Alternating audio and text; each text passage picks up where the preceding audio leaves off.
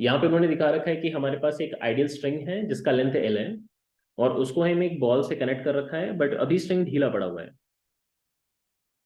और एक एंड पे उसने लेंथ दिखा रखा है यहाँ पे L/2 है। अब वो कह रहे हैं कि इसको हमने रिलीज कर दिया है, रेस्ट से ही, रेस्ट रिलीज करने का मतलब है रेस्ट से ही रिलीज किया। अब उन्होंने पूछा find the closest the ball rises during its upward journey, मतलब जब ये ऊपर जा रहा होगा तो कितना क्लोजेस्ट जाएगा। क्लोजेस्ट मतलब किसी रेफरेंस लाइन से आप बता दो, उतना ही काफी हो जाएगा। क्लोजेस्ट किसी रेफरेंस लाइन से ही बताते हैं, तो मैं AB लाइन उसने मार्क कर रखा है, मैं उसके रेस्पेक्ट में ही बता देंगे क्लोजेस्ट उससे कितना जा रहा है, ठीक है। तो पहली चीज तो ये है कि इसका पाथ कैसा होगा, अभी अभी तो स्ट्रिंग ढीला है, और स्ट्रिंग ढीला है मतलब फोर्स, उसका पाथ कैसा होगा, वर्टिकल स्ट्रेट लाइन होगा ना, होगा ही नहीं होगा, क्योंकि उस पर फोर्स तो एक ही लग रही है, mg नीचे की तरफ। तो mg नीचे की तरफ लग रही है, तो इसका मतलब ये नीचे की तरफ ही जाएगा जाएगा, तब तक जाएगा जब तक स्ट्रिंग पूरा का पूरा खुल नहीं जाता। एक बार अगर स्ट्रिंग पूरा का पूरा खुल गया यहाँ पे, ये पूरा का पूरा खुल गया ऐसा कुछ कंडीशन में, तो उसके बाद आपको पता है कि स्ट्रिंग सडनली टाइट होगा, राइट। ऐसे डिस्कशंस मैंने किए थे, आपको याद है। यस। यहाँ पे इसकी वेलोसिटी को मैंने v दिखाया, और ये वेलोसिटी का जो वैल्यू होगा that will be root under of 2g into ये हाइट h। ये हाइट h तो आप इजीली निकाल सकते हैं, ये लेंथ l है, ये L/2 है, तो ऑब्वियसली ये √3 L/2 आ जाएगा। सो ये रूट अंडर 2g अभी फिलहाल के लिए लिख देते हैं। ये एंगल ऑब्वियसली आपको दिखना चाहिए, this angle over here will be 30 degree.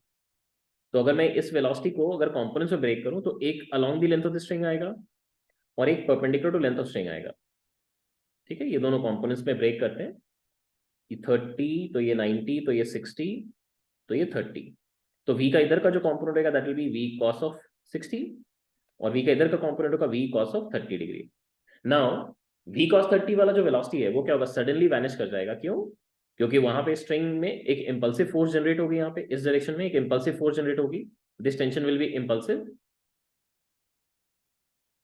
और ये क्या करेगा, इस कंपोनेंट को वैनिश कर देगा, this component will vanish suddenly.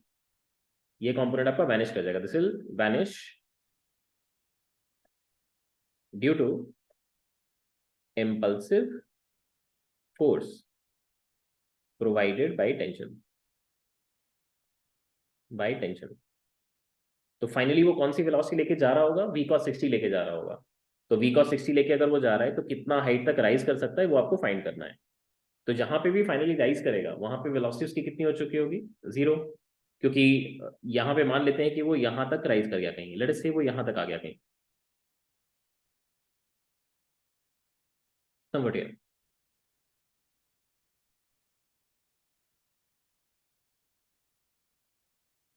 ऐसा कुछ, ठीक है। यहाँ तक मान लेते हैं कि यहाँ तक आ गया, तो वेलोसिटी इसकी 0 हो गई होगी।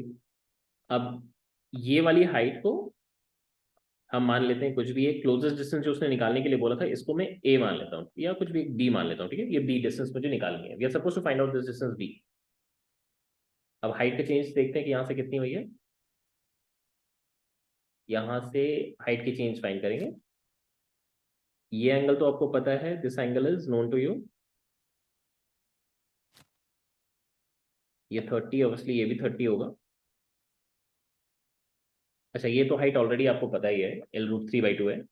तो ये हाइट का चेंज कितना हो गया, ये हाइट का चेंज कितना हो गया, this becomes h minus of b। क्या आपको ये पता चल रहा है कि v cos of 60, v cos of 60 that should be equal to root under 2g into h minus of b। ये समझ आ रहा है आपको? आ रहा है, क्योंकि फाइनल वेलोसिटी वहां पे कितनी हो गई, 0 हो गई ना।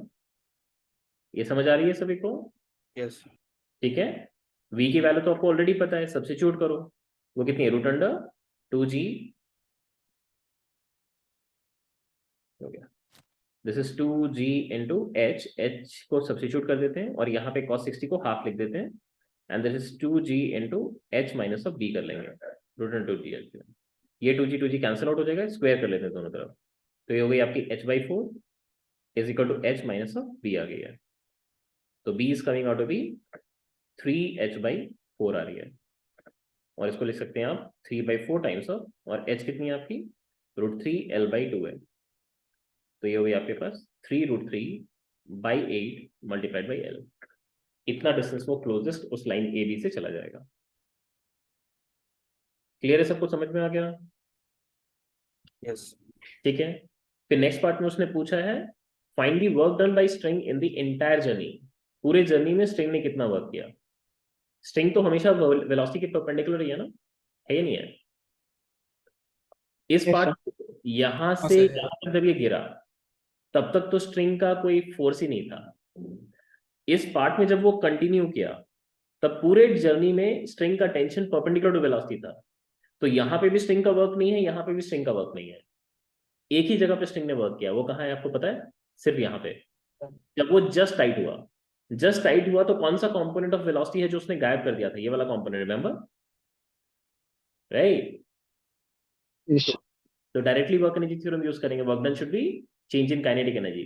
तो यहाँ पे just before tightening and just after tightening velocity जो सडनली वैनिश किया या वेलोसिटी की वैल्यू जो घटी, वो किसकी वजह से घटी? टेंशन की वजह से घटी। तो वहां पे टेंशन ने वो बेसिकली क्या किया है? वो वर्क परफॉर्म किया इस छोटे से ड्यूरेशन में। पूरे जर्नी में कहीं भी उसने परफॉर्म नहीं किया, सिर्फ और सिर्फ उस छोटे से ड्यूरेशन में किया है। तो टेंशन ने जो वर्क किया है basically, the string performed work in the short time interval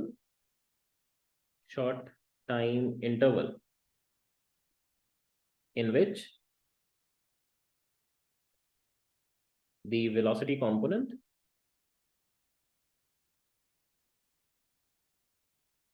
v cos of 30 was lost.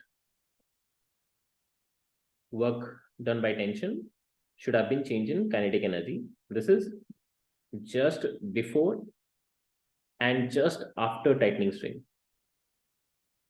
After tightening of string. ठीक है, तो आप एक लंबा स्टेप करेंगे तो ऑब्वियसली आपको क्या मिलेगा? Half m into v cos of 60 का square minus of half m into v square. ठीक है, मतलब फाइनल माइनस इनिशियल। और अगर ध्यान से देखोगे तो ये exactly half m into v sine 60 का square with a negative sign है। Can you see that? दिख रही है ना सभी को? तो ये आ जाएगी नेगेटिव ऑफ हाफ ये तो एम cos 30 हो गया। cos 30 हो जाएगा। एग्जैक्टली वही चीज समझाने की कोशिश कर रहा था। तो यहाँ पे वी स्क्वायर की वैल्यू, वी स्क्वायर तो हम निकाल चुके थे, कहाँ क्या? 2gh और h थी √3l/2, तो 2g into √3l/2 and multiply with sine square 60 which is 3/4 हो जाएगा। यहाँ से ये 2 कैंसिल आउट हो जाएगा। ये हो जाएगी आपके पास माइनस ऑफ mg इंटू 8।